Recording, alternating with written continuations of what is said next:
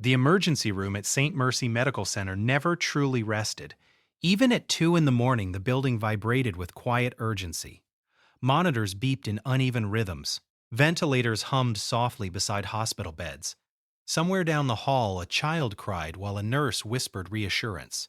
Fluorescent lights cast a pale glow over polished floors. To most people, it felt chaotic. To those who worked there, it felt like a heartbeat. Nurses anticipated problems before they appeared. Security guards leaned against the wall near the entrance, sipping coffee and watching the sliding glass doors open and close. For a moment, everything seemed routine. And then the doors exploded open. The sound cracked through the ER like a gunshot. Metal slammed against the wall. Heads turned instantly. A man stood in the doorway. He looked less like a patient and more like something that had walked straight out of a war zone. 7 feet tall, easily 300 pounds. His arms were covered in black tattoos, thick bands of ink wrapping around muscle like armored cables. Names, dates, symbols, stories carved permanently into skin. Veins bulged across his forearms. His breathing came in ragged bursts. His eyes were wide with something deeper than anger. Fear! Move! He roared. The voice shook the room. Doctors stopped mid-sentence. Nurses froze beside gurneys. Where is she? The giant stepped forward, boots hammering against tile. The security guards reacted first. 2 of them rushed toward him. Sir, you need to calm. The sentence never finished. The giant shoved the first guard aside. The man crashed into a supply cart, sending metal trays scattering across the floor. The second guard tried to grab the giant's arm. A mistake. The giant twisted once. The guard slammed to the ground hard enough to knock the breath out of him. Panic spread through the room like electricity. Someone yelled toward the nurse station. Call the police! Another doctor backed away slowly. Everybody moved back. But the giant wasn't listening. His eyes scanned the room desperately. Where is she? He shouted again. And then he saw someone standing directly in front of him. A nurse, small compared to him. Blonde hair pulled neatly into a bun. Hospital scrubs slightly too large for her frame. Her badge hung stiffly from a lanyard. Emilia Carter. New nurse, 3 weeks on the job. Most of the staff barely noticed her yet. Quiet. Too soft-spoken for a place like St. Mercy. Dr. Marcus Hale had said it himself on her first day. This ER eats people alive, he told her bluntly. You either move fast or you move out. Emilia had simply nodded. Yes, doctor. Now that same quiet nurse stood directly in front of a 7-foot giant who had just thrown 2 security guards across the room. And she didn't move. Her hands lifted slowly, palms open. Her posture relaxed. The room seemed to hold its breath. Sir, Emilia said calmly, you need to breathe. The giant barely seemed to hear her. His eyes were wild. You're in my way, he growled. His fist came out of nowhere, a punch powerful enough to break bones. Gasps erupted across the ER. Several nurses screamed. The punch should have sent Emilia flying. Instead, she moved. Not fast, precise. Her body shifted half a step to the side. The giant's fist passed inches from her shoulder. Her hand caught his wrist. Her other arm slid beneath his elbow. Her hips turned. Her foot hooked behind his knee. The movement was smooth, effortless, almost gentle. And then 300 pounds of muscle left the ground. The giant flipped over her shoulder. His body slammed onto the tile floor with a thunderous crash. The entire ER froze. Before anyone could react, Emilia dropped to one knee beside him. Her arm pinned his shoulder. 2 fingers pressed against a nerve cluster near his neck. The giant gasped. His muscles locked, completely immobilized. Not injured, not harmed, controlled. 3 seconds had passed. Silence fell across the room like a blanket. One of the surgeons whispered under his breath. What did she just do? No, one answered. Emilia checked the man's airway calmly. Then she looked toward the stunned staff. Please sedate him, she said quietly. He's not violent. Her voice remained steady. He's panicking. The nurses stared at her. The doctors stared at her. Even the security guards on the floor stared at her. Because no one in that ER had ever seen a rookie nurse do anything like that. Not in 3 weeks. Not in 20 years. The giant's breathing slowly slowed beneath her grip. Tears began to stream down the sides of his face. "My sister," he choked. His voice broke. "She's dying." The words changed everything. Within seconds, the ER exploded back into motion. Trauma bay open. Get a gurney ready. Vitals kit. 2 paramedics burst through the doors pushing a stretcher. A young woman lay on it unconscious. Her skin was blistered. Chemical burns spread across her arms and neck. Her breathing came in shallow, irregular gasps. Dr. Hale stepped forward immediately. "What happened?" "Industrial accident," one paramedic replied. "Unknown chemical exposure." Emilia stood slowly. Her eyes scanned the patient. Something about the burns looked wrong. Not random, not accidental. She noticed the smell next. Sharp. Metallic. Familiar. Too familiar. A memory flickered somewhere deep in the back of her mind. Desert wind. Burning sand. A radio crackling with frantic voices. Emilia pushed the thought away instantly. She focused on the patient. "Her airway is tightening," she said quietly. Dr. Hale barely glanced at her. "Let the doctors handle it." Emilia didn't argue. She stepped back, but her eyes stayed locked on the patient. The seizure began 30 seconds later. The woman's body convulsed violently. The monitor screamed. "Seizure!" someone shouted. What toxin could cause? Emilia stepped forward. "This isn't trauma," she said. The words cut through the noise. Dr. Hale looked at her sharply. "What?" Her eyes met his. For the first time since she arrived at the hospital, there was no hesitation in them.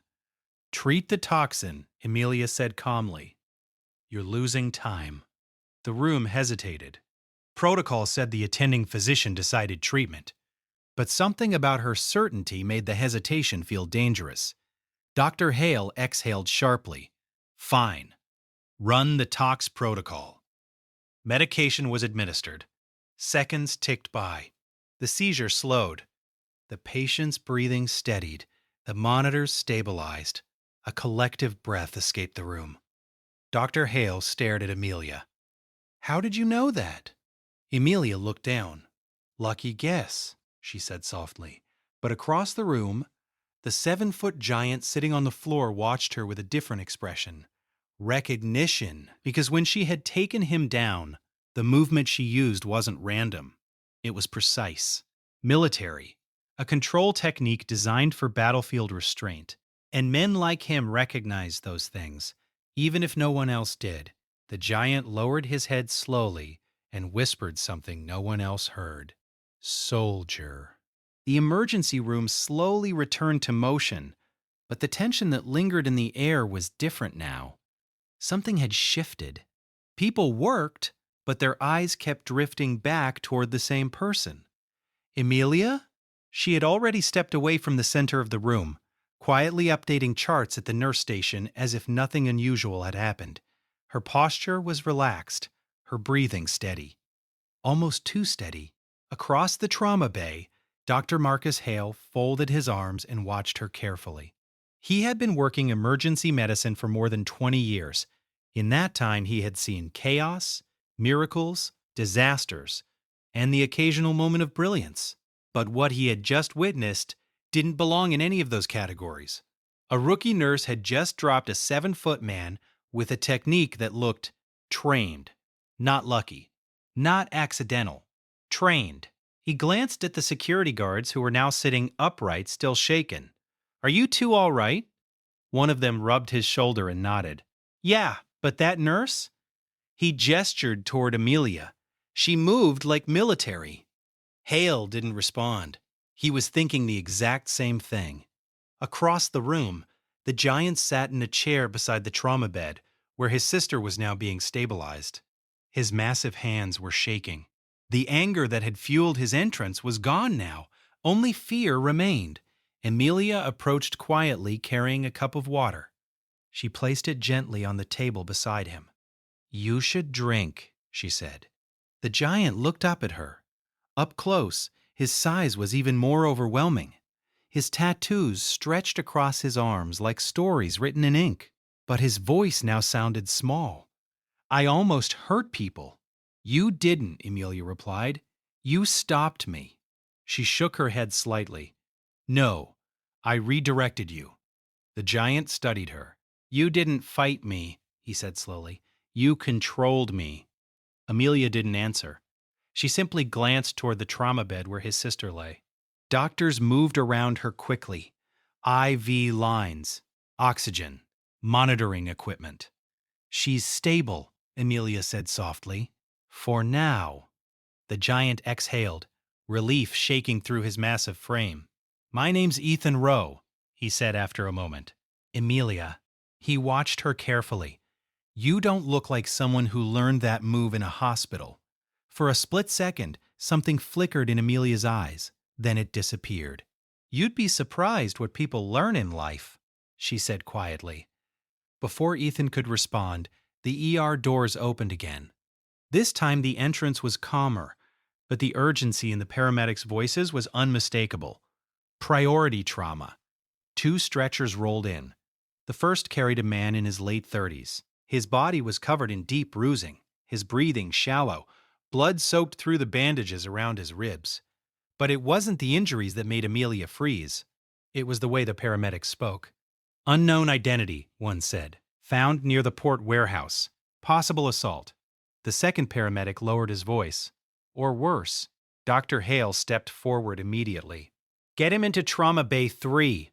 The man was transferred quickly onto the hospital bed. Machines beeped. Blood pressure dropping. Oxygen levels unstable. The team moved fast. But Emilia noticed something the others didn't. The bruises. They weren't random. They were spaced, measured, controlled. Someone had hurt this man deliberately, but not to kill him, to break him. Her stomach tightened. She had seen injuries like that before, a long time ago, in places far away from hospitals. Dr. Hale leaned over the patient. "Collapsed lung," he muttered. "Prep for needle decompression." The resident beside him hesitated. "Sir, there's something strange about the bruising." Hale waved him off. "Focus on the lung." Emilia stepped closer. Her eyes scanned the man's chest, his neck, the subtle twitch in his fingers. Her instincts began whispering. Something wasn't right. She spoke quietly. "Doctor." Hale didn't look up. "Not now, Nurse Carter." Emilia remained silent, but her eyes stayed on the patient. 30 seconds later, the man's body convulsed. The monitor screamed. "Cardiac arrhythmia," someone shouted. Doctors rushed forward. "What caused that? Medication reaction?" "No." Emilia stepped forward, her voice calm but firm. "This isn't medication." Hale looked at her sharply. "You again?" Her gaze stayed fixed on the patient. "He's not reacting to treatment.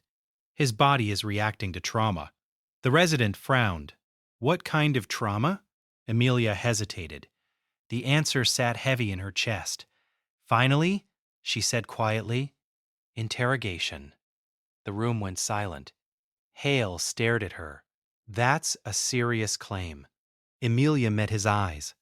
"Look at the bruising patterns. Look at the nerve damage." The resident examined the patient again. His face slowly changed. "She's right." Hale's jaw tightened. "Stabilize him." The team moved again. But this time, they were following Emilia's direction. Across the room, Ethan watched everything. His massive arms crossed. His eyes narrowed thoughtfully. The nurse who had dropped him earlier now stood calmly directing a trauma response like she had done it 100 times before. Not like a rookie, like a veteran. Minutes passed. Finally, the patient stabilized, his heart rhythm returned, his breathing improved. The tension in the room slowly faded. Hale removed his gloves. Then he turned toward Emilia. "How did you recognize that?" She looked down slightly. I've seen it before. Where? Hale studied her. Something about her silence bothered him more than any explanation could. Across the room, Ethan leaned back in his chair, a quiet realization forming in his mind. Because the way Emilia moved, the way she read injuries, the way she controlled people without hurting them, those were skills learned in only one kind of place: war. And somehow, the quiet rookie nurse working at St. Mercy Hospital carried those skills like second nature. Ethan stared at her thoughtfully, then whispered under his breath, "Who are you really, Emilia?" Emilia continued charting calmly, but deep inside, a memory stirred. Sand, gunfire, a radio voice screaming coordinates, and a man bleeding in her arms. A man she couldn't save. She pushed the memory down quickly, because she had come to this hospital for one reason: to leave that life behind. But something told her that life wasn't done with her yet. And tonight, it had just started coming back. The emergency rooms slowly settled again after the chaos. Machines returned to their steady rhythm. Doctors moved from bed to bed finishing reports. The security guards at the entrance had doubled now. No one said it out loud, but the entire department felt uneasy. Something unusual had happened tonight. And at the center of it all stood the quiet rookie nurse, Emilia Carter. She stood at the nurse's station reviewing patient charts, her expression calm, her posture relaxed. But the people around her had started to notice something strange. She never rushed. She never hesitated. And when things went wrong, she seemed to already know what would happen next. Across the hall, Dr. Marcus Hale watched her again. His instincts had been bothering him all night. Experience told him when someone was hiding something. Emilia didn't look like someone hiding secrets, but the skills she displayed didn't match her file. He had already pulled her records earlier. They were clean, too clean. Graduated from nursing school 2 years ago, small clinic work, then suddenly hired at St. Mercy. No gaps, no military history, nothing unusual. Yet tonight she had taken down a giant with a technique that looked like something taught in a special forces training program. Hale rubbed his temple. Something didn't add up. Across the ER, Ethan Rowe remained seated beside his sister's bed. She was sleeping now, her breathing steady. He looked less like a raging giant now, and more like a man who had finally run out of strength. But his eyes kept drifting toward Emilia, watching, studying, trying to understand.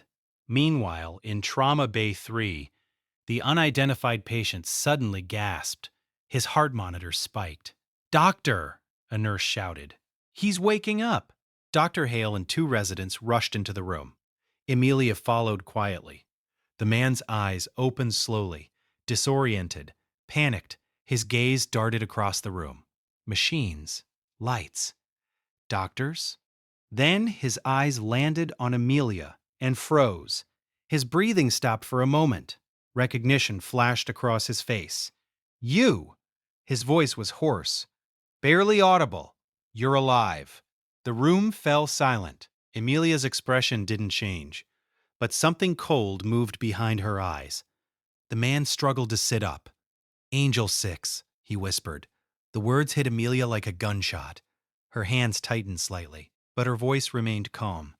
"You're confused," she said quietly. "You're in a hospital." The patient shook his head weakly. "No, I know you." Dr. Hale frowned. "Sir, you need to relax." But the man ignored him. His eyes stayed locked on Emilia. "You pulled us out of Basra," he rasped. "You saved half the unit." The room froze again. One of the residents blinked in confusion. "What is he talking about?" Hale slowly turned toward Emilia. "Basra?" he repeated. Emilia stepped forward calmly. The calm nurse again. The professional. The one who avoided attention. "You're experiencing trauma confusion," she told the patient gently. "You've been through severe stress." But the man's eyes were clear now. "You were Navy," he said quietly. "Special Operations Medical." His breathing grew heavier. "You were the one they called when things went bad." The resident looked at Hale. "Is that even possible?" Hale didn't answer. He was staring at Emilia, waiting. But Emilia said nothing. She simply adjusted the patient's oxygen mask. "Rest," she said softly. "You're safe now." The man's strength faded. His eyes slowly closed again. The room remained silent for several seconds. Then one of the residents laughed nervously. "Delirium," he said. "Has to be." "Doctor." Hale didn't laugh. His eyes remained on Emilia. "You want to explain that?" Emilia turned back toward the nurse station. "There's nothing to explain," she replied calmly. "He's injured." "That doesn't sound like confusion," Hale said. She met his gaze. "You asked for a nurse," she said quietly. "That's what I am." Hale stood there watching her leave, his suspicion deepening. Across the room, Ethan had heard everything. His massive arms crossed slowly. "Angel 6," he murmured to himself. That definitely wasn't a nurse's nickname. Before anyone could process what had just happened, the ER radio crackled loudly. A dispatcher's voice burst through the speakers. "St. Mercy, prepare for incoming priority transport." Dr. Hale grabbed the radio. "Go ahead." There was a pause. Then the dispatcher spoke again. "Military transport helicopter inbound." The entire room looked up. Hale blinked. "Military." "Yes, doctor." The dispatcher's voice grew more serious. "Patient is a Navy SEAL commander. Critical condition, ETA 5 minutes." The words hit the ER like thunder. Everyone moved instantly. "Prep Trauma Bay 1. Call surgical team. Blood units ready." Dr. Hale turned toward the staff. "Let's move." Doctors rushed across the room. Nurses prepared equipment. The hospital doors outside shook faintly as the sound of helicopter blades echoed across the night sky. But Emilia stood still. For the first time since the shift began, her calm cracked, just slightly. Her fingers curled slowly at her sides. A Navy SEAL commander. Memories threatened to surface again. Old missions. Old teammates. Old ghosts. Ethan noticed her reaction immediately. "You know them," he said quietly. Emilia didn't answer, but her silence was answer enough. Outside, the thunder of rotor blades grew louder. The helicopter descended toward the hospital landing pad. Inside the ER, no one realized something else had just happened. The moment the dispatcher mentioned the SEAL commander, the unconscious patient in Trauma Bay 3 began whispering again. Barely audible, but the words carried across the room. "They found her." His eyes flickered open again. They always do. And for the first time since arriving at St. Mercy, fear passed through Emilia Carter's eyes, because whatever had just arrived at the hospital was connected to the life she thought she had left behind. The thunder of helicopter blades vibrated through the walls of St. Mercy Medical Center. Everyone in the emergency department could feel it. The deep mechanical rhythm pulsed through the building like a distant storm approaching. Doctors moved faster now. Nurses rushed equipment into place. The words, "Navy SEAL Commander," carried weight inside a hospital, not because of rank, but because of the kind of injuries those men usually carried with them. Dr. Marcus Hale stood at the entrance of Trauma Bay 1. "Everyone ready?" he asked sharply. The team nodded. Ventilator ready, surgical tray prepared. Blood units waiting. Outside, the helicopter landed with a violent rush of wind. Moments later, the doors burst open again. This time, paramedics rushed inside, pushing a stretcher surrounded by 2 armed military escorts. The patient looked barely alive. His uniform had been cut away. Bandages soaked dark red wrapped his chest. His skin had already begun turning pale beneath the hospital lights. One paramedic spoke rapidly. "Commander Lucas Grant, gunshot wound to the chest, massive internal bleeding. He coded twice during transport." They rolled him into Trauma Bay 1. Doctors surrounded the bed instantly. Vitals? Blood pressure dropping. Pulse weak. Prep for emergency thoracotomy. Dr. Hale leaned over the patient. His experienced eyes scanned the wound quickly. The bullet had entered near the ribs, but something about the angle worried him. "Get the ultrasound," he ordered. Emilia stood near the back of the room. quiet, observing. The moment the stretcher entered the room, her body had gone still. Lucas Grant. She recognized the name, and when she saw the man's face, the past slammed into her. Not clearly, just fragments. A desert night. A helicopter landing under gunfire. A wounded officer refusing evacuation, while his team was still outside the perimeter. She pushed the memories away. This was a hospital, not a battlefield. Doctor Hale studied the ultrasound monitor. His expression darkened. Pericardial tamponade, he said quietly. The resident beside him looked confused. That means the heart is being compressed by blood. Hale nodded grimly. If we don't relieve the pressure soon, his heart stops. The resident swallowed. Then we operate. Hale hesitated. Not here. This requires a surgical theater. But he won't survive the trip upstairs, the nurse said quietly. The room fell silent. Everyone knew the truth. Moving him would take too long. Operating here violated multiple hospital protocols, and if anything went wrong, the hospital could lose its license. Hale exhaled slowly. We stabilize him and move him upstairs. Emilia stepped forward. No. The word was calm but firm. Hale turned sharply. What? Emilia met his eyes. If you move him now, he dies. The resident frowned.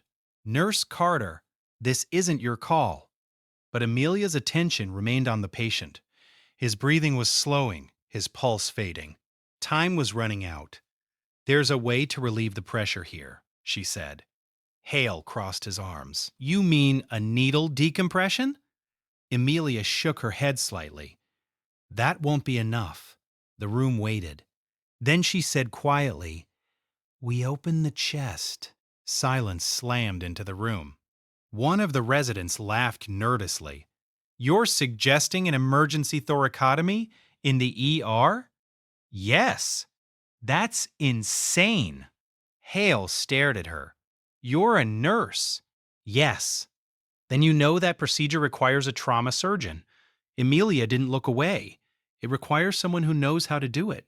The words hung heavy in the air. Hale's jaw tightened. Do you? For the first time, Emilia hesitated. Just slightly. Then she looked back at the dying man on the bed. His monitor screamed, heart rhythm collapsing. And she made her decision. Scalpel, she said quietly. No one moved. The resident shook his head. You can't. Emilia grabbed the surgical tray herself. Her movements were calm, precise, the way someone moved when they had done something many times before. Hale stepped forward. Carter, if you do this and the patient dies, he dies if I don't. Her eyes met his again. No arrogance. No challenge. Just certainty. Hale stared at her. Something in his instincts told him she wasn't guessing. Finally, he stepped aside. Do it. The room exploded into action. Emilia positioned herself beside the patient. Her voice remained steady. Ventilator ready. Blood suction. The nurses moved quickly. But several doctors stood frozen, watching, because what they were about to witness should not be happening. A rookie nurse performing one of the most dangerous emergency procedures in trauma medicine. Emilia made the incision. Clean. Fast. Exactly between the ribs. Blood flowed. She inserted the retractor. Opened the chest cavity. Gasps erupted from the room. The patient's heart appeared, barely beating. Blood pooled around it. Pericardium, Emilia said calmly. She cut the membrane surrounding the heart. A flood of blood escaped. Instantly, the monitor changed. The heart expanded again. Then beat. Once. Stronger. The room stared in stunned silence. The resident whispered, Oh my God. Dr. Hale looked at the monitor. Heart rhythm stabilizing. Blood pressure rising. The patient was alive. Emilia stepped back, her gloves covered in blood. Close the incision, she said quietly. Then she removed her gloves and walked toward the sink. No celebration, no explanation. Just quiet professionalism. Behind her, the room erupted into stunned whispers. Dr. Hale stared at her. You just performed a battlefield thoracotomy, he said slowly. Emilia washed her hands.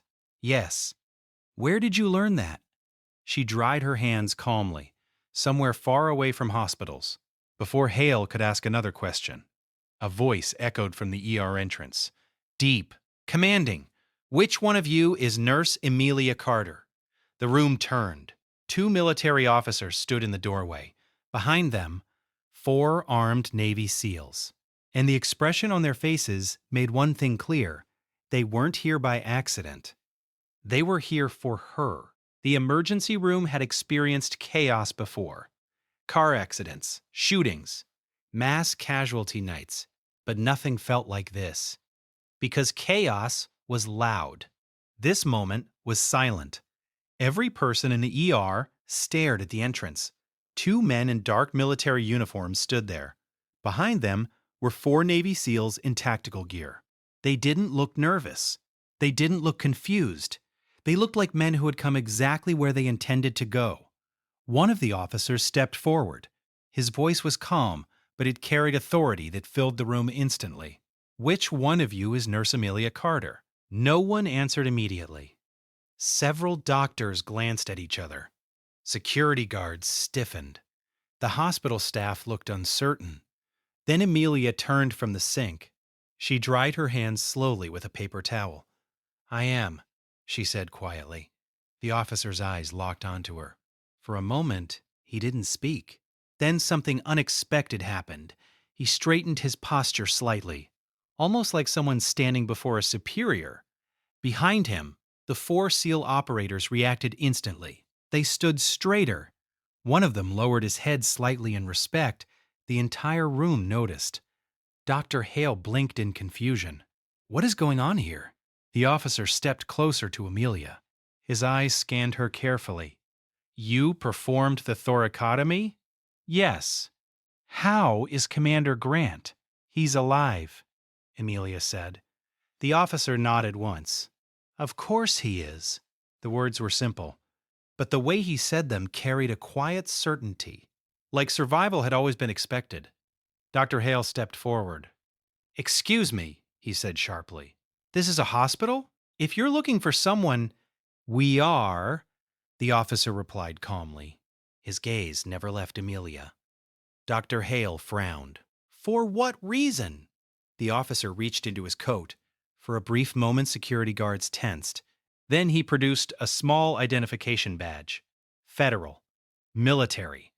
And something else. A seal most people in the room didn't recognize. But Emilia did. Her eyes flickered for half a second. The officer noticed. Good, he said quietly. You recognize it. Dr. Hale tried to read the badge, but the officer had already put it away. What exactly is happening here? Hale demanded. The officer finally turned toward him. Doctor, you have someone working in your hospital whose background is classified at a level your system isn't cleared to access. The room fell completely silent. Hale frowned. That's impossible. We ran full background checks. Yes, the officer said calmly. You ran the version we allowed. The words made several nurses exchange nervous glances. Hale looked back toward Emilia. She stood quietly near the sink. Not defensive, not nervous, just waiting. Are you telling me, Hale said slowly, that my nurse is some kind of military asset? The officer tilted his head slightly. That would be an oversimplification. One of the SEAL operators behind him stepped forward. His voice carried quiet admiration. She's the reason half the teams in our command are still alive. Several doctors stared at him. Another SEAL nodded. They used to call her when medics ran out of options. The first operator looked directly at Emilia. We called you Angel. Ethan Rowe, still seated near his sister's bed across the room, felt his stomach drop. Angel. Angel 6. The name the wounded patient had whispered earlier. His eyes widened as he looked back at Emilia, the quiet nurse who had calmly brought him water, the woman who had dropped him to the floor in 3 seconds. Dr. Hale crossed his arms. This is ridiculous, he said. She's a nurse. The officer looked at him patiently. Yes. And tonight, she saved a Navy SEAL commander using a combat surgical procedure most surgeons never attempt outside war zones. Hale didn't answer, because that part was true. The officer turned back to Emilia. Commander Grant asked for you. Emilia's expression didn't change. He's still unconscious. He won't be for long. One of the SEALs stepped closer. You know, Grant, he said quietly. Emilia looked at him. Once. That man trusted exactly 3 people with his life, the SEAL continued. And you're one of them.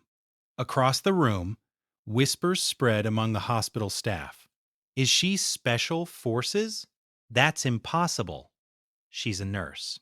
Even the resident doctors looked unsettled, because the calm woman standing near the sink suddenly didn't look like a rookie anymore.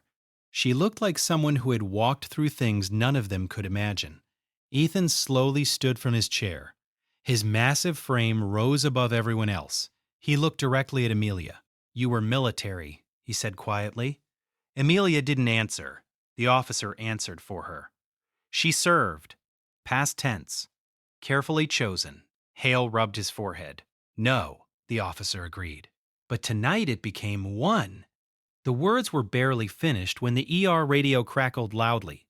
The dispatcher's voice burst through again. Urgent. Panicked. St. Mercy, we have a situation. Hale grabbed the radio. What kind of situation? Then the dispatcher spoke again. Armed suspects fleeing the port warehouse incident are heading toward your hospital. The entire room froze. Hale's eyes widened. Why here? The dispatcher answered quietly. Because they believe the man you're treating knows something. The officer turned toward the SEAL team. Lock down the entrances. The operators moved instantly, weapons ready. The ER suddenly transformed from hospital to fortress. Patients were moved, doors secured. Security guards looked completely overwhelmed. Ethan glanced toward Emilia. Looks like trouble followed you. Emilia's eyes moved slowly toward the entrance doors. Her voice remained calm. Trouble usually does. Across the room, the unconscious SEAL commander in Trauma Bay 1 suddenly stirred. His eyes opened weakly, and the first word he whispered was, Emilia, because the past that had arrived tonight wasn't finished yet, and now it was walking straight toward the hospital doors. The atmosphere inside St. Mercy Medical Center changed in seconds. Hospitals were built for healing, not defense. But suddenly, the emergency department felt more like a command post than a place of medicine. The SEAL team moved with silent efficiency. 2 operators secured the main entrance. One moved toward the rear hallway. Another took position near the ambulance bay. Their presence alone shifted the mood of the entire room. Security guards stepped aside instinctively. Doctors stared. Nurses froze. Dr. Hale stood in the center of the ER gripping the radio. How many suspects? He asked the dispatcher. 3 confirmed, the voice answered. Possibly armed. Hale exhaled slowly. That's just great. Across the room, Ethan Rowe cracked his massive knuckles and stood near his sister's bed. His towering frame alone looked like a defensive wall, but his eyes kept drifting toward Emilia, because she looked different now. Not scared, not even surprised. Just alert. Her body had subtly shifted posture. Her shoulders relaxed. Her breathing slowed, the way someone looked when they had stepped into familiar territory. The military officer beside her noticed it too. You feel it, don't you? He said quietly. Emilia didn't look at him. Yes. The officer nodded once. Same instincts. Meanwhile, in Trauma Bay 1, Commander Lucas Grant's eyes opened again. The surgical team stood around him, monitoring his vitals. His breathing was shallow but steady. The emergency thoracotomy had worked. Dr. Hale stepped beside the bed. Commander Grant, you're in a hospital. Grant's gaze moved slowly around the room, confused at first. Then he spotted Emilia standing near the doorway.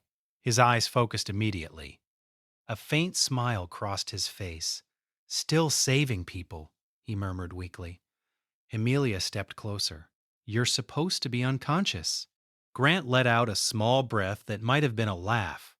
Never been good at following orders. Hale frowned. You two clearly know each other. Grant looked toward him. You're the doctor in charge? Yes. Grant studied him for a moment, then said something that made the entire room shift. Then listened carefully. His voice remained weak but serious. The men coming here aren't criminals. Hale blinked. What? They're contractors, Grant continued. Private military. The officer near the doorway stepped forward. Blackwater style? He asked. Grant nodded faintly. Something worse. The room grew tense. Why would they attack a hospital? Hale asked. Grant looked at Emilia again. Because they know she's here. Several people turned toward her instantly. Emilia remained calm, but Ethan felt a chill run through him. The officer folded his arms. So it's about you. Emilia finally spoke. No? Her eyes remained steady. It's about what he knows. She nodded toward Grant. Grant's jaw tightened. They've been moving weapons through the port, he said. Illegal shipments. I found proof. And now they want it back. The officer looked toward the entrance. That explains the warehouse incident. Hale rubbed his temples. So we have armed mercenaries coming to a hospital because of military secrets. Correct, the officer said. Hale sighed. I really hate my job tonight. Across the ER, alarms beeped softly from patient monitors. Some nurses tried to keep working normally. But everyone was listening now. Watching. Waiting. The tension grew thicker with every passing second. Outside, sirens echoed in the distance.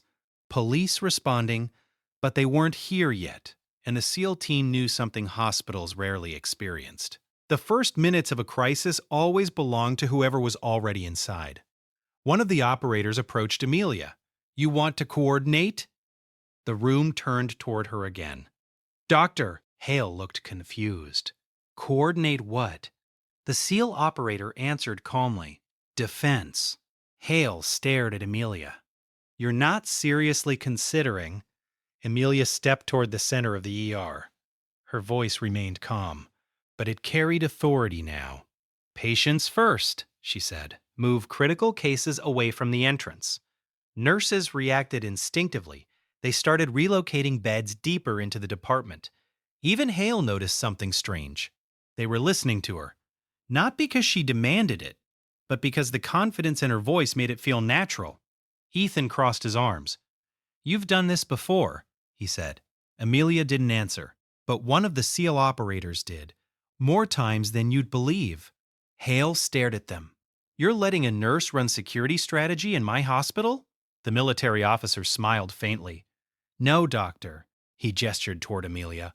We're following someone who's kept more soldiers alive under fire than most battlefield surgeons. Hale blinked. The weight of that statement settled slowly. Across the room, Ethan looked at Emilia again. His earlier suspicion now felt confirmed. The quiet nurse, who had brought him water earlier, was something entirely different. Meanwhile, outside, headlights appeared in the hospital parking lot. 3 black vehicles rolled toward the entrance. The SEAL operator near the door spoke into his radio. They're here. Everything went still. Emilia looked toward the entrance, her voice calm. Everyone stay behind cover. Hale swallowed. You sound very confident. Emilia's eyes stayed on the doors. I've seen worse. The vehicles stopped outside. Doors opened. 3 armed men stepped out, moving fast, purposeful. The moment they reached the hospital entrance, and the first man stepped inside. His eyes scanned the room, then landed directly on Emilia.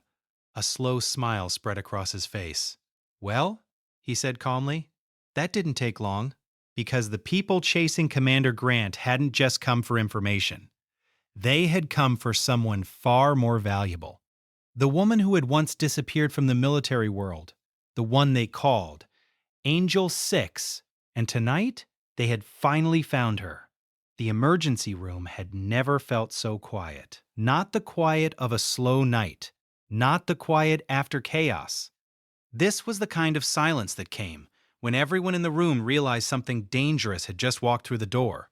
The three men who entered the hospital didn't look like ordinary criminals. They moved with discipline, purpose. Their clothes were civilian, but their posture gave them away. Military, private contractors. The first man stepped forward slowly, tall, broad shoulders, calm eyes that scanned the room like he was memorizing every detail.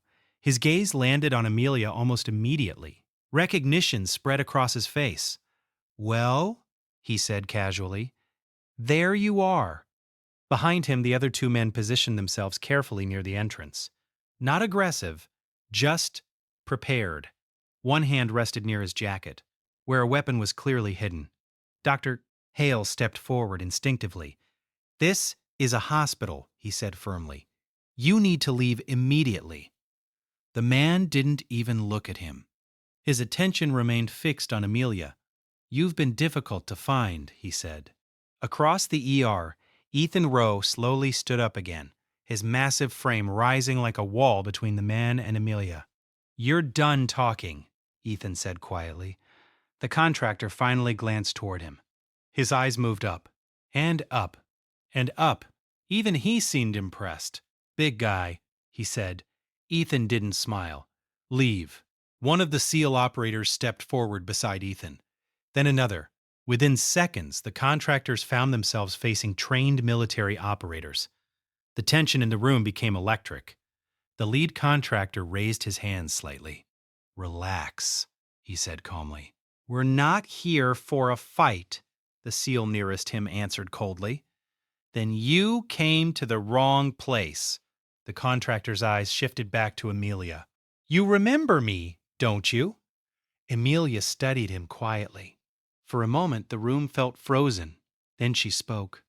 "Yes." The man smiled slightly. "I figured." Dr. Hale looked between them. "Can someone explain what's happening?" The military officer standing near the trauma bay answered calmly. "These men work for a private security group currently under investigation." The contractor chuckled softly. "Investigation? That's a polite word." Grant's weak voice came from the trauma bed. "Trafficking." Everyone turned. Commander Lucas Grant was awake again, barely conscious, but aware. "They're moving weapons through civilian ports," he said hoarsely. The contractor sighed. "You always did talk too much, Commander." Grant glared at him. "And you always underestimated the wrong people." The contractor's gaze returned to Emilia. "Especially her." One of the SEALs stepped forward. "You're done." The contractor shook his head slowly. "No." His voice remained calm. "We're here for something that belongs to us." Emilia spoke quietly. "You mean the evidence?" The contractor smiled. "And the person who knows how to find it." The room grew still again. Dr. Hale finally understood. "They want you." Emilia didn't deny it. Years ago, before she disappeared from military service, Emilia had been involved in an operation targeting illegal arms networks. An operation that had nearly exposed the same group now standing inside this hospital. The contractor folded his arms. "You were supposed to stay gone," he said. "That was the deal." Emilia's voice remained calm. "I left, but you didn't forget." His eyes narrowed. "And now you're here saving the man who's trying to expose us." Ethan cracked his knuckles slowly. "I think the conversation's over." The contractor glanced toward the SEAL operators, toward Ethan, toward the military officer. Then he sighed. "You're right." His hand moved suddenly inside his jacket. Security guards flinched. Doctors ducked. But before the contractor could even pull the weapon, Emilia moved. The motion was so fast most people barely saw it. She stepped forward. Her hand grabbed his wrist mid-draw. Her body turned sharply. His arm twisted backward. The weapon clattered across the floor. At the same moment, a pressure strike landed against a nerve cluster in his shoulder. The man collapsed instantly, not injured, just completely unable to move. The entire ER stared in shock. The other two contractors froze. SEAL operators immediately surrounded them, weapons drawn. "Don't," one of them said quietly. The contractors slowly raised their hands. The lead man lay on the floor gasping, his arm locked by Emilia's control hold. "You always did hate violence," he muttered, which is ironic. Emilia's voice remained calm. "Violence isn't the goal. Control is." Police sirens finally echoed outside the hospital. Backup had arrived. The contractor on the floor let out a weak laugh. "You know this doesn't end here." Emilia didn't respond. The police rushed inside moments later. Officers quickly secured the suspects. Handcuffs snapped into place. The tension in the ER finally began to release. Dr. Hale leaned against the wall. "Well," he said breathlessly, "that's officially the strangest night of my career." Across the room, Ethan looked at Emilia with new respect. "You dropped me in 3 seconds." He gestured toward the contractor. "That took 2." Emilia released the pressure hold and stepped back. The man was lifted by police officers and escorted away. The military officer approached Emilia slowly. "You handled that carefully," he said. "I didn't want anyone hurt." He nodded. "That's why they called you Angel."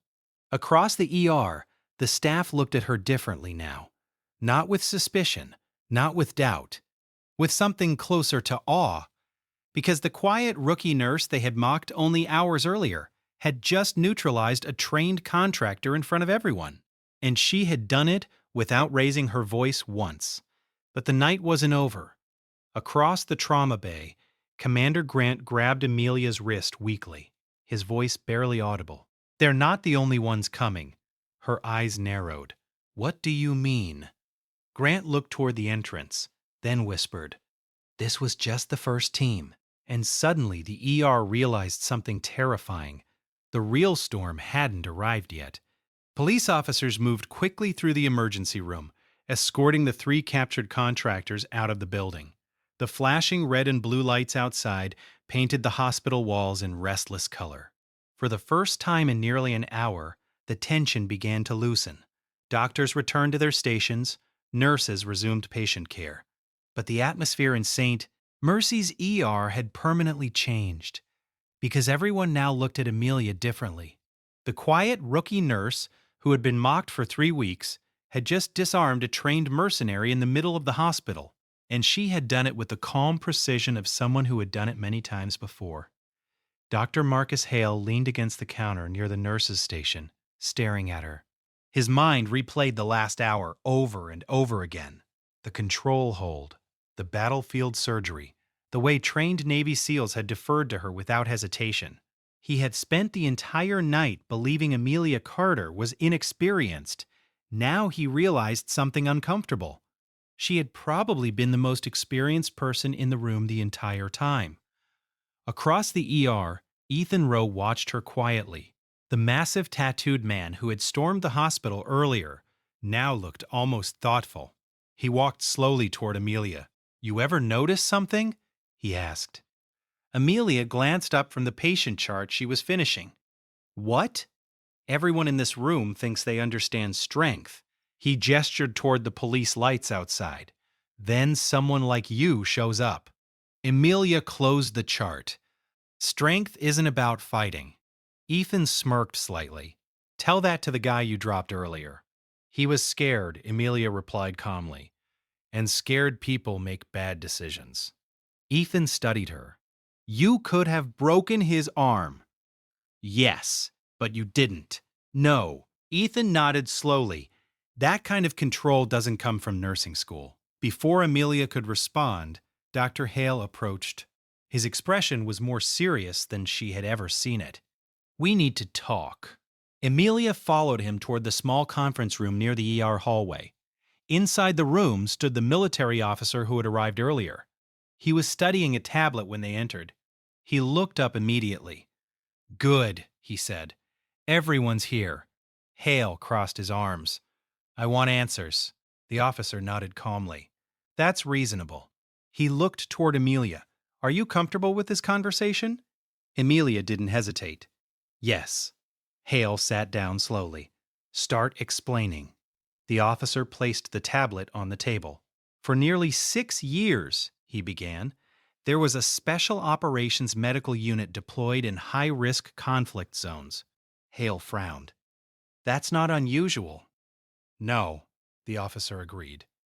But this particular unit had a reputation. He glanced toward Emilia. When soldiers were critically wounded and evacuation wasn't possible, they called one person. Hale followed his gaze. Emilia remained silent. The officer continued. Field surgeons have a nickname for the last medic they call before giving up. Hale blinked. What nickname? The officer answered quietly. Angel. The word hung in the room. Hale looked at Emilia. You. The officer nodded. Angel 6. Hale leaned back slowly. That's impossible. She was the only medic in 3 different combat zones with a survival record above 90%. Hale stared at Emilia. That's unheard of. Yes, the officer said calmly. It is. Emilia finally spoke. I had a good team.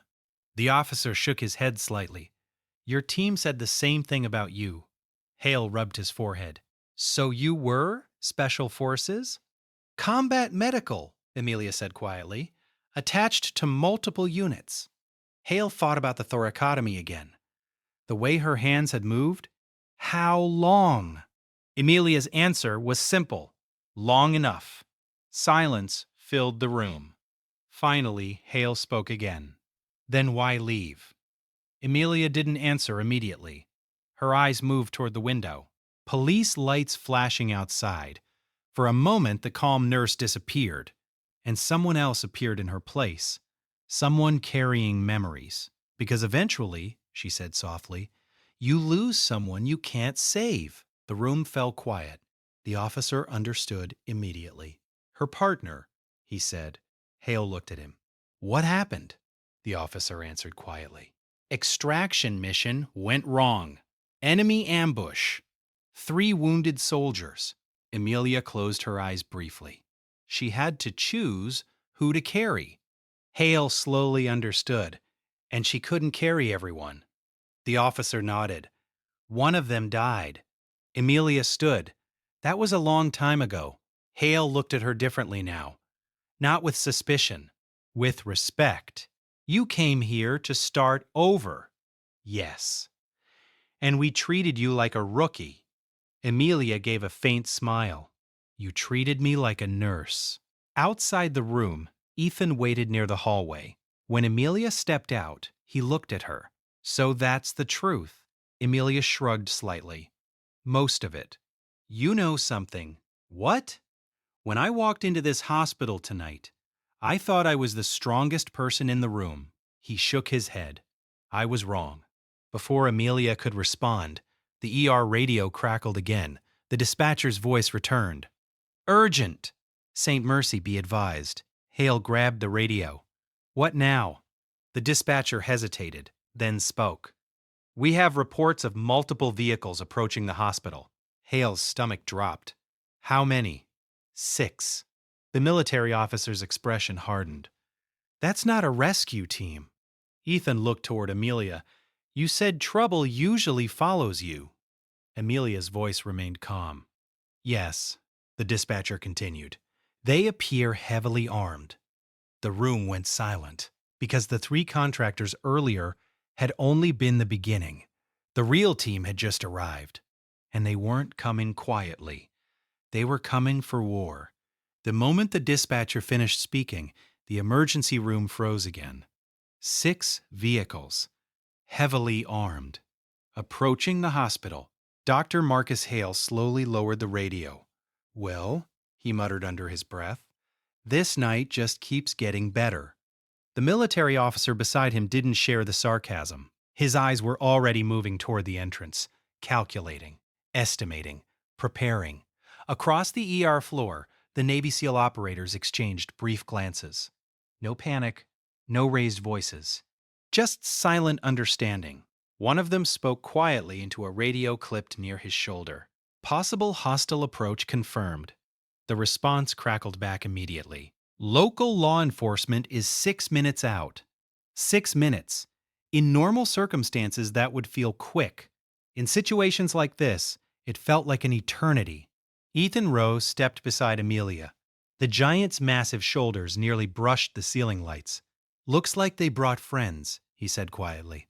Emilia's eyes remained on the entrance doors. Yes. More dangerous friends? Probably. Ethan nodded once. Good. Emilia glanced at him. Good. I was hoping tonight wouldn't end boring. Despite the tension, the military officer almost smiled. Meanwhile, in Trauma Bay 1, Commander Lucas Grant forced himself to sit slightly upright despite the pain. Every movement strained the surgical incision in his chest. But he knew something important. The men approaching the hospital wouldn't stop easily. He looked toward the doorway. Emilia. She stepped inside the trauma bay. You shouldn't be sitting up. He ignored the comment. You need to know something. What? Grant's voice dropped lower. The group coming here isn't just trying to silence me. Emilia's eyes narrowed. Then what? They're trying to find something. What? Grant looked directly at her. You. Outside the room, the military officer overheard the conversation. That confirms it, he said. Dr. Hale folded his arms. I'm starting to notice that pattern, Grant continued. They think Emilia still has the coordinates. The room went silent again. Hale frowned. Coordinates for what? Grant answered quietly. A weapons cache. The words sent a ripple through the room. Emilia's expression didn't change, but deep inside, old memories stirred again. A hidden bunker, crates of weapons marked with illegal serial numbers. An operation that had gone wrong. Grant continued. Before the mission collapsed, Emilia secured the data. Hale looked at her. You never told anyone? I destroyed the file, Emilia said calmly. Grant shook his head weakly. You hid it. Her silence confirmed it. The military officer nodded slowly. They believe the information still exists. Hale rubbed his temples again. So we have mercenaries attacking a hospital because they think a nurse knows where illegal weapons are hidden. That's the situation, the officer confirmed. Hale sighed. I really should have taken a vacation this week. Outside, the sound of engines echoed across the hospital parking lot. Headlights cut across the emergency entrance. 6 black SUVs rolled into position. Their doors opened simultaneously. Armed men stepped out. More than a dozen. The SEAL operator nearest the window counted quickly. 14 hostiles. He looked at Emilia. They came prepared. The hospital security guards looked completely overwhelmed. This was far beyond their training. One of them whispered nervously. We're not equipped for this, the SEAL operator answered, calmly. You won't need to be.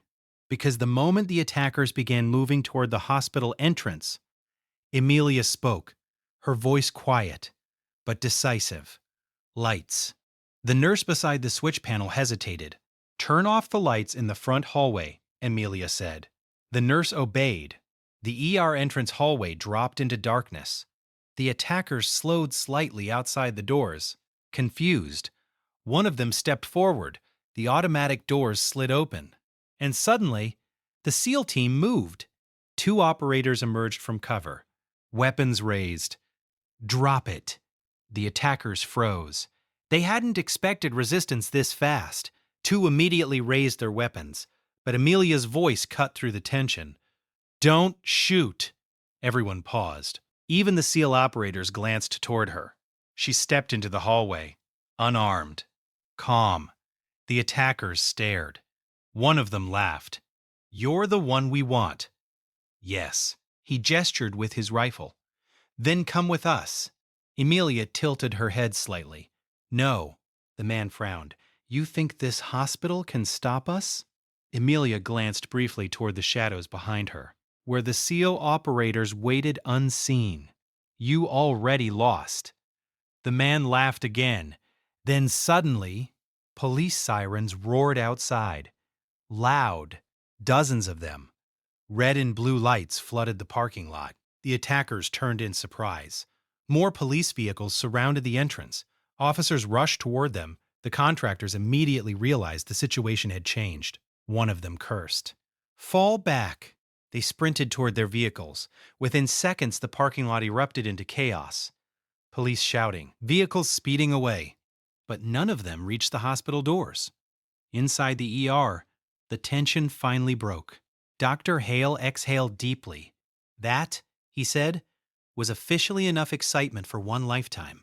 The military officer looked toward Emilia. You didn't even raise your voice. She shrugged slightly. People make mistakes when they panic. Across the room, Ethan watched her again. You really don't look like someone who used to fight wars. Emilia picked up a patient chart. I don't fight wars anymore. But across the trauma bay, Commander Grant looked at her carefully, because he knew something she hadn't said yet.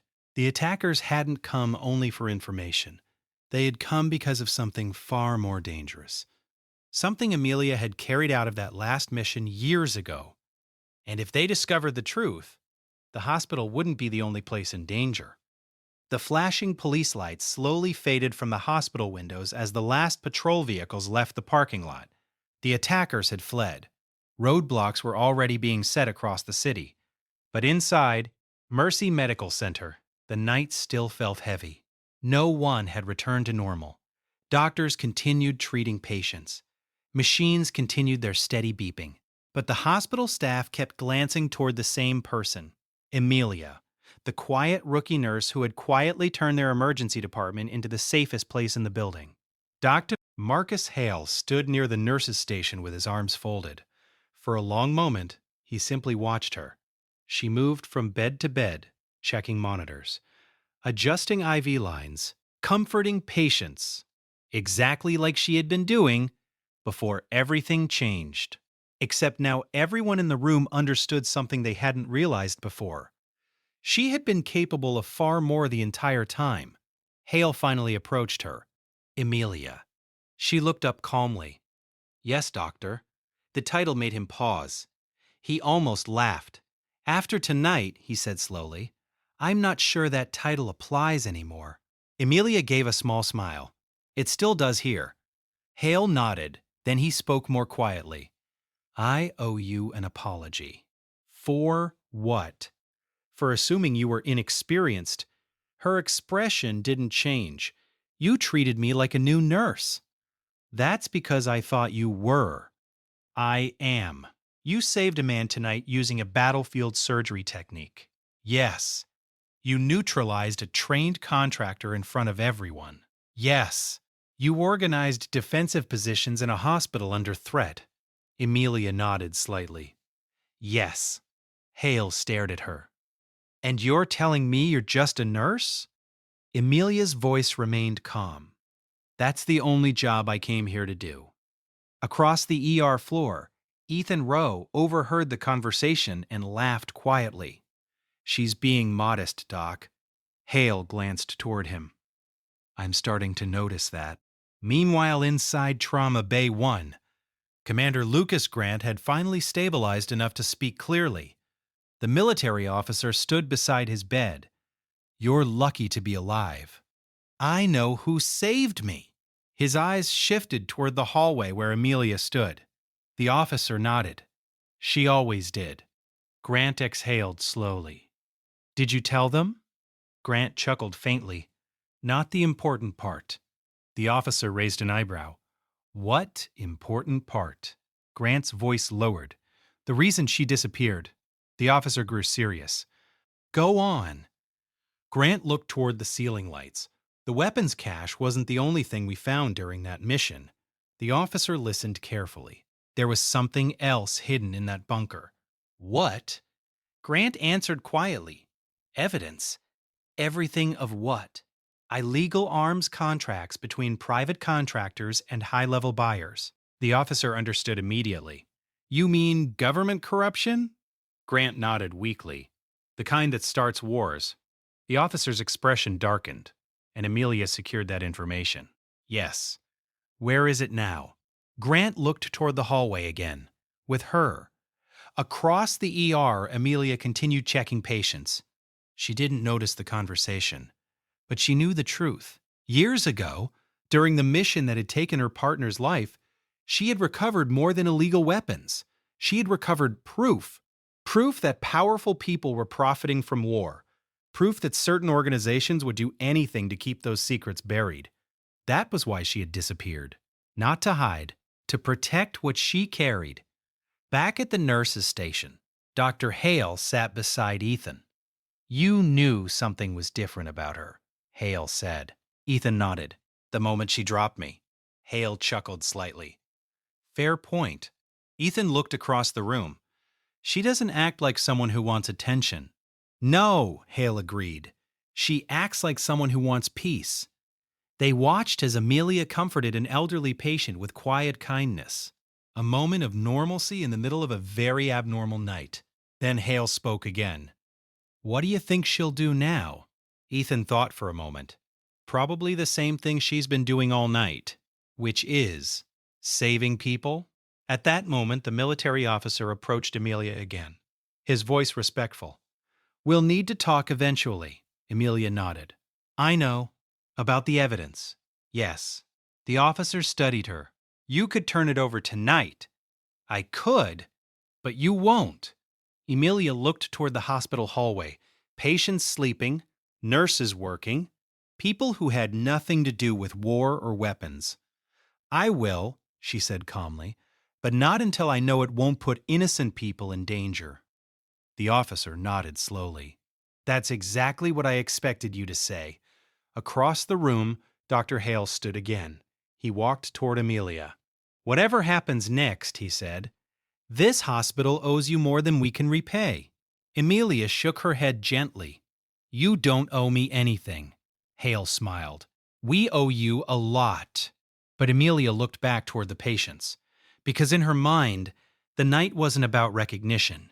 It was about something simpler. People had needed help. And she had been there, just like always. But somewhere, far away from St. Mercy Hospital, inside a dark office lit by computer screens, someone else had been watching the events unfold, a man studying surveillance footage from the hospital cameras, his expression cold, calculating.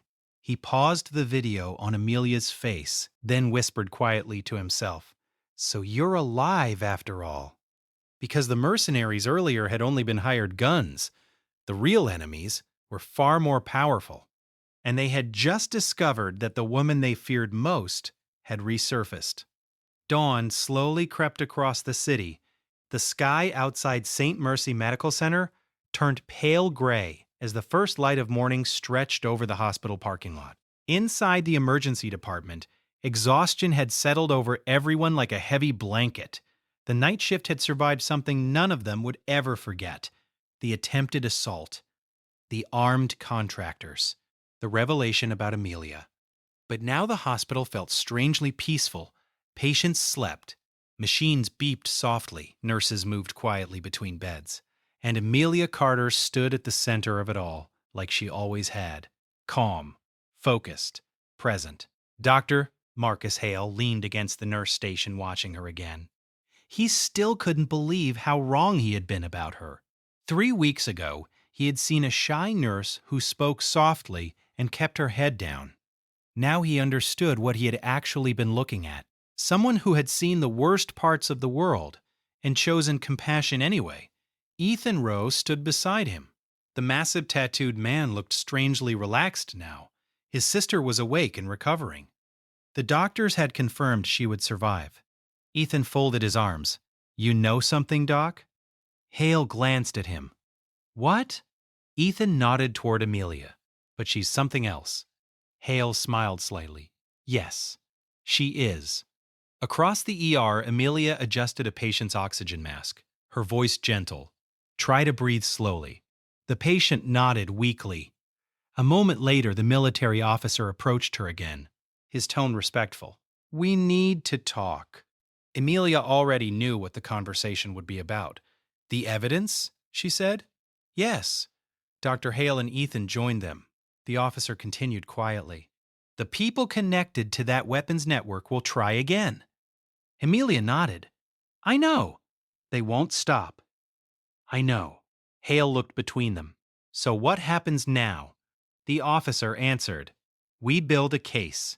But to do that, he added, we need the information Emilia secured during the mission. Emilia's eyes drifted briefly toward the hospital hallway. Years ago, she had hidden the data, encrypted. stored somewhere safe. Not because she feared those powerful people, but because she feared what might happen to innocent people if the truth surfaced the wrong way. Ethan spoke quietly. You've been carrying this for years? Emilia nodded once. Yes. Hale frowned. That's a heavy burden. Emilia's voice remained calm. Some burdens are necessary. The officer studied her. You know what turning over that information will do. Yes. It will expose powerful people. Yes. And once that happens, you won't be able to stay hidden anymore.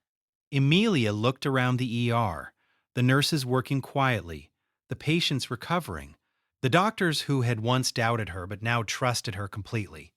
This place was never meant to be hiding, she said softly. Hale looked at her carefully. You're thinking about leaving. Emilia didn't answer immediately. Ethan crossed his arms. You saved this hospital tonight. You saved my sister. You saved a SEAL commander. He shook his head. And now you're just going to disappear again? Emilia looked at him. My job is helping people. You can do that here, Ethan said. Hale nodded in agreement. This hospital could use someone like you. By the time the sun fully rose over St. Mercy Medical Center, the hospital had begun returning to something that almost resembled normal. Almost. The police presence had slowly faded. Military vehicles had departed. News vans had briefly appeared outside the hospital gates before being redirected by security. To the outside world, the night would eventually become a quiet line in an incident report. An attempted attack. A military patient. A hospital lockdown. But inside the ER, the people who had lived through it knew the truth. They knew who had held the entire night together. Emilia Carter, the rookie nurse they had underestimated. The woman who had saved a dying SEAL commander. The woman who had disarmed a trained mercenary without hurting him. The woman who had organized a hospital defense while calmly checking IV lines and comforting patients. Inside Trauma Bay 1, Commander Lucas Grant rested against his pillows. His color had returned. The surgical team had finished closing the emergency thoracotomy incision. He would survive. And he knew exactly who had made that possible. Grant glanced toward the doorway where Emilia stood quietly speaking with one of the nurses. Still the same, he murmured to himself. Across the ER floor, Dr. Marcus Hale finished reviewing the final reports from the night. He set the clipboard down slowly, then walked toward Emilia. Shift's almost over, he said. She nodded. Yes. Hale hesitated. For a moment, the confident chief of emergency medicine looked slightly unsure. I've been doing this job for 22 years, he said. I've trained hundreds of nurses. I've worked with some of the best surgeons in the country. He paused. But I've never seen someone do what you did tonight. Emilia shrugged lightly. People needed help. That's not the point, Hale said. You stepped into a situation most people would have run from. Emilia thought about that for a moment, then replied quietly. I didn't step into danger. I stepped toward patients. Hale smiled. That answer told him everything he needed to know. Across the room, Ethan Rowe approached with his sister, slowly walking beside him. The young woman looked tired, but stable. Ethan stopped in front of Emilia. For a moment, the massive tattooed man didn't say anything. Then he spoke quietly. You saved her. Emilia shook her head gently. The team saved her. No, Ethan said firmly. You saw the toxin before anyone else. You told them how to treat it. His sister stepped forward, her voice soft. Thank you. Emilia smiled. You're welcome. Ethan looked at her for another moment. You know, when I came into this hospital last night, I thought I was protecting my sister. He shook his head slowly. But the person protecting everyone was already here. Emilia didn't respond, because praise had never been something she felt comfortable accepting. At the far end of the ER hallway, the military officer approached again. He held a small secure device in his hand. We transmitted the files. Emilia nodded once. Good. The officer looked satisfied. The investigation has already begun. Multiple arrests will follow. The weapons network that had tried to bury the truth for years was finally unraveling. But Emilia didn't look relieved. She simply nodded. Then it's finished. Not entirely, the officer replied. You may be asked to testify later. Emilia thought about it, then said calmly, If it helps, stop more violence. I will. The officer studied her for a moment.